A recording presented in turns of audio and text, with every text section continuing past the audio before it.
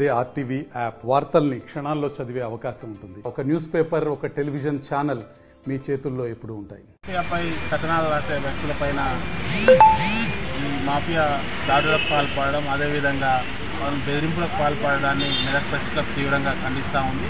ఇట్లాంటి ఘటనలు గతంలో కూడా చాలా జరిగినాయి. పోలీసులకు కూడా ఫిర్యాదు చేయడం జరిగింది.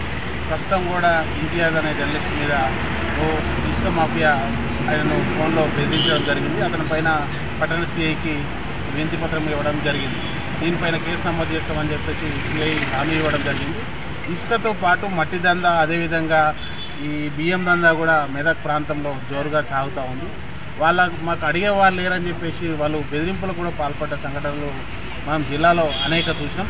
కాబట్టి ఇలాంటి ఘటనలపైన సంబంధిత శాఖ అధికారులు స్పందించాలి. స్పందించకపోవడం మూలంగానే ఇలాంటి ఘటనలు జరుగుతున్నాయని చెప్పేసి మనం చెప్పుకోవచ్చు. మట్టి దందా, ఇసుక దందా, అదేవిధంగా రేషన్ మాఫియా, ఈ మూడు దందాల మీద సంబంధిత శాఖ అధికారులు చర్యలు తీసుకోవడం లేదు. కాబట్టి ఆయా శాఖల అధికారులు స్పందిస్తే ఇలాంటి ఘటనలు జరగకుండా ఉంటాయి. కాబట్టి మట్టి దందా, ఇసుక దందా మీద ప్రధానంగా ఈ మైనింగ్ శాఖ అధికారులు స్పందించాల్సి ఉంది.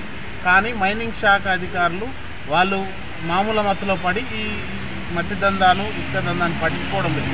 కావున ప్రత్యేకించి స్పెషల్గా వాటి కోసం ఉన్న శాఖ కాబట్టి మైనింగ్ శాఖనే దీనికి బాధ్యత వహించాలి. మైనింగ్ శాఖ అధికారులే స్పందించి ఆ ఇసుక డబ్బులు ఇల్లీగల్గా ఉన్న మెదక్ పట్టణంలో ఉన్న ఇల్లీగల్గా ఉన్న ఇసుక డబ్బులు అని అన్నింటినీ సీజ్ చేయాలని చెప్పేసి మెదక్ ప్రెస్ క్లబ్ పక్షాన డిమాండ్ చేస్తాం. జర్నలిస్టులపై దాడులు కొనసాగుతున్న దుస్థితి మెదక్ జిల్లాలో కొనసాగుతుంది.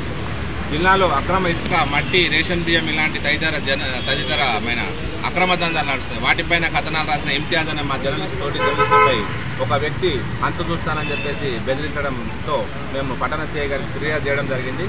సంబంధిత శాఖల అధికారులు మామూలకు అలవాటు పడి చర్యలు తీసుకోకపోవడంతో వాళ్ళ ఆగడాలు ఇంతవరకు ఈ క్రమంలో రెచ్చిపోతున్నారు. కాబట్టి ఖచ్చితంగా అటువంటి సంబంధిత శాఖ అధికారులపై చర్యలు తీసుకోవాలని చెప్పేసి మేము ప్రెస్ క్లబ్ తరఫున ఈరోజు సిఐ గారికి మేము పట్టణ సిఐ గారికి ఫిర్యాదు చేయడం జరిగింది.